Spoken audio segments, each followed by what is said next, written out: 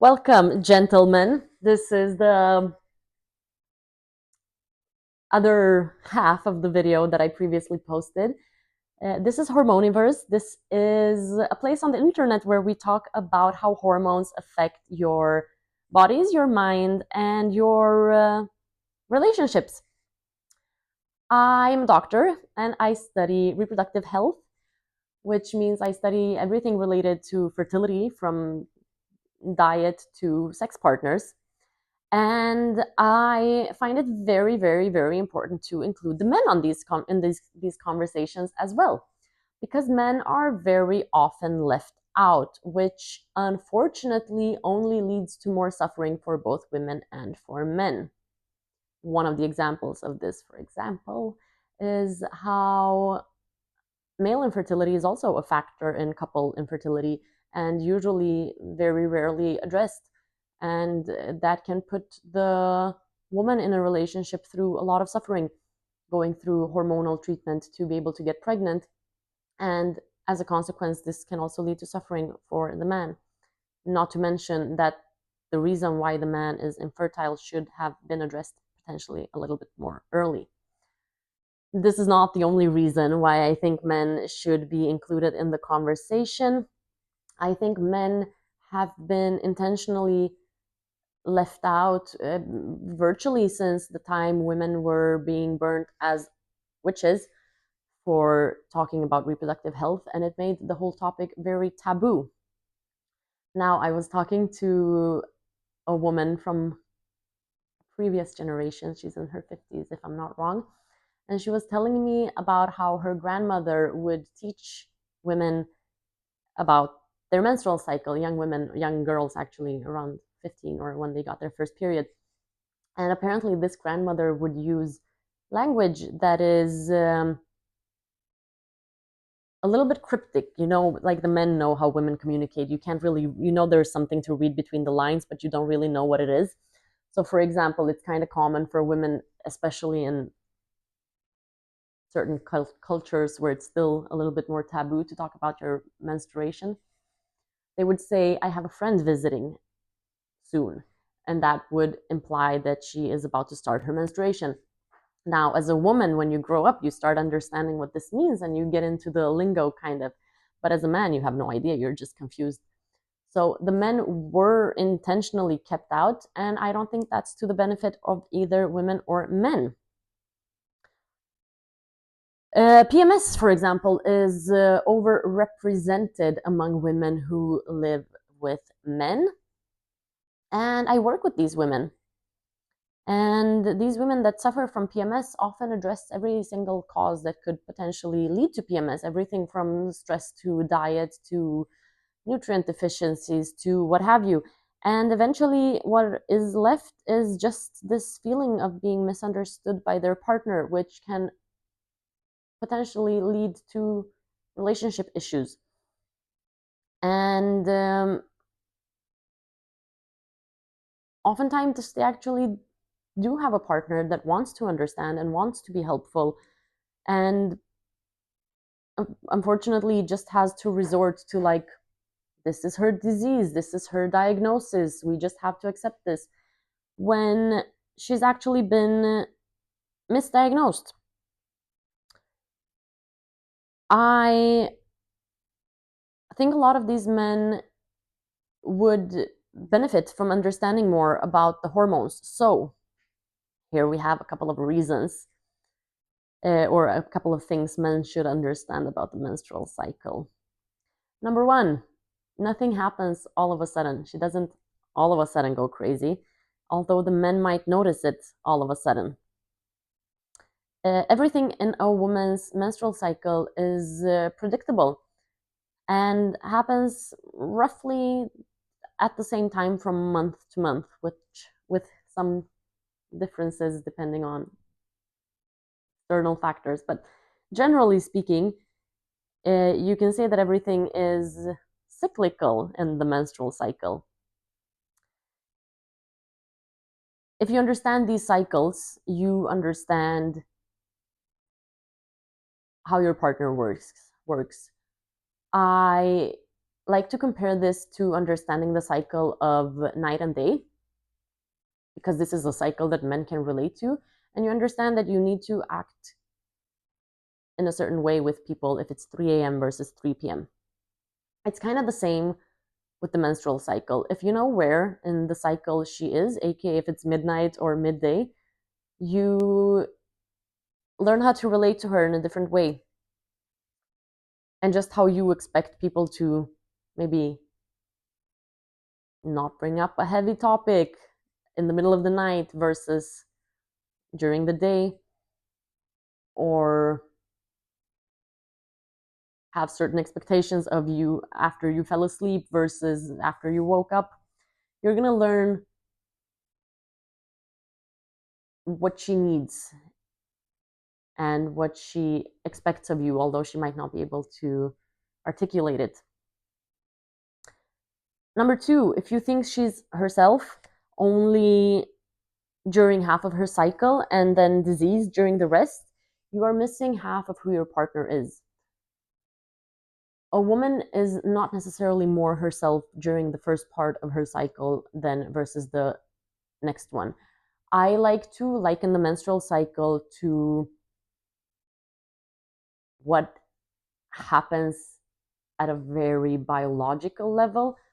Obviously, this is just an analogy, and I understand that there are more factors that play into this, like psychosocial and intellectual factors. So I don't want to reduce women to being just thinking about sex, but basically, you could say that the first part of her cycle leading up to ovulation, a woman's body and mind wants to make sure that she becomes pregnant. This means behaviorally, this means sex drive wise, this means socially, this means the way she dresses. The second part of her cycle, her body is preparing to become pregnant and raise a child. This means maybe less spontaneity, more planning, less socializing, more staying in.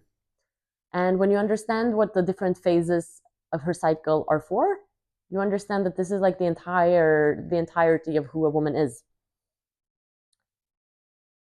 If we are comparing that to a day, the cycle of a night and day, again, it's like a woman only taking you seriously between 8 o'clock in the morning and 8 o'clock at night, and everything afterwards is just dismissed as being crazy or diseased.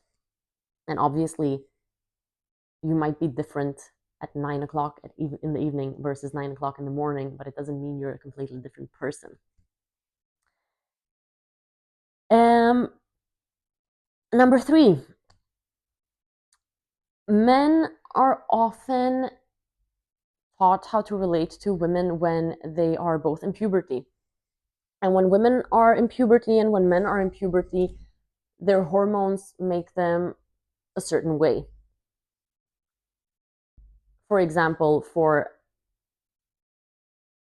boys, I guess, in puberty, you have a massively increased sex drive, while for women, you also have the increased sex drive, while on the other hand, you have the societal pressure and also the survival instinct to need to say no to sex, which inhibits you a lot.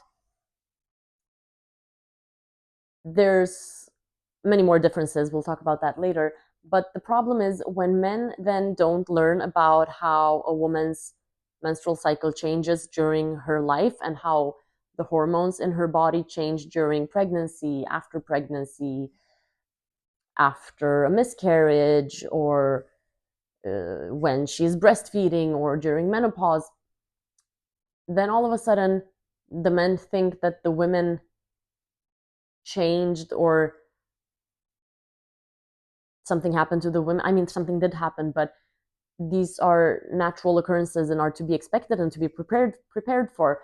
While if you only have the knowledge of how to interact with a woman during puberty, you are going to struggle as a man in relationships. And this can be particularly difficult when you are a high achieving man that is successful at his job and then all of a sudden struggling to just communicate with your wife or girlfriend who you got along with so well for the first 5 years or whatever. And unfortunately, this leads to a lot of divorces because men don't understand how to predict and how to, how to predict changes and how to best support their wives and girlfriends, sisters, wives, I said wives, daughters, friends, whatever, through these changes.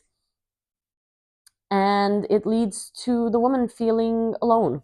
And if we can better understand women as both women and as men, we can honestly revolutionize society, I think. But we can also improve our relationships, and we can apply this like strategy thinking that men have and achieving results also to our relationships, which will be a net benefit for us all. Number 4, men that understand the menstrual cycle will have better relationships with their daughters. This one was kind of a big realization for me. My dad is not alive anymore, but after I learned menstrual cycle charting, I went through old journals. I didn't really write often or a lot, but um, I could see some correlations of like I had a fight with my dad, or today my dad and I went on, we did something fun, and then a couple of days later I would write whether or not I got my period and whatever.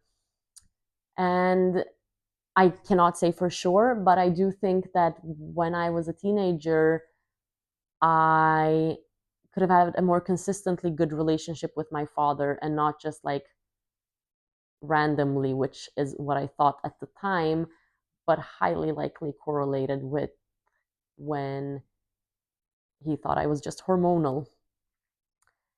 I have also talked to a lot of friends who have daughters that are nearing puberty, and when I tell them about the menstrual cycle and what to expect, you can just tell that their entire outlook on how to relate to their preteen daughters is changing.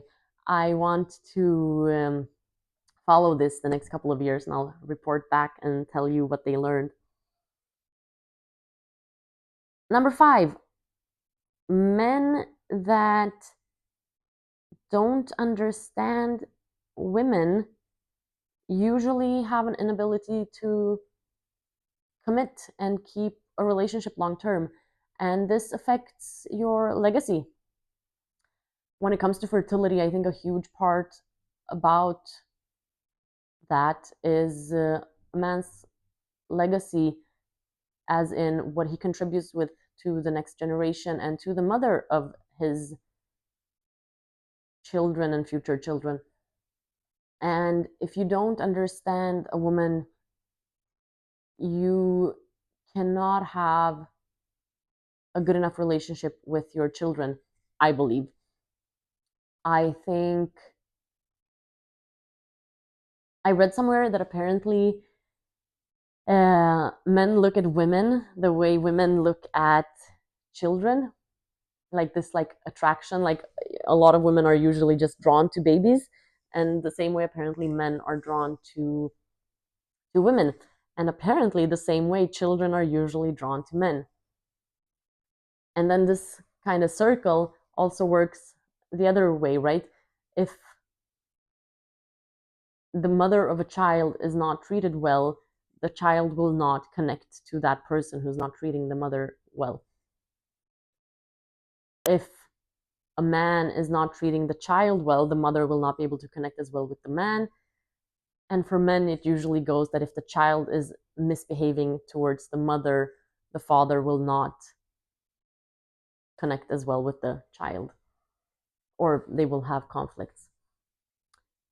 So, I talked to a lot of women, like I said in the beginning, that have had issues in their relationship, cycle related or hormonally related.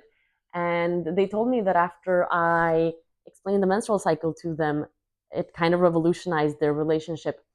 So I decided to do a little webinar called Understanding Women, where I go through the menstrual cycle in detail.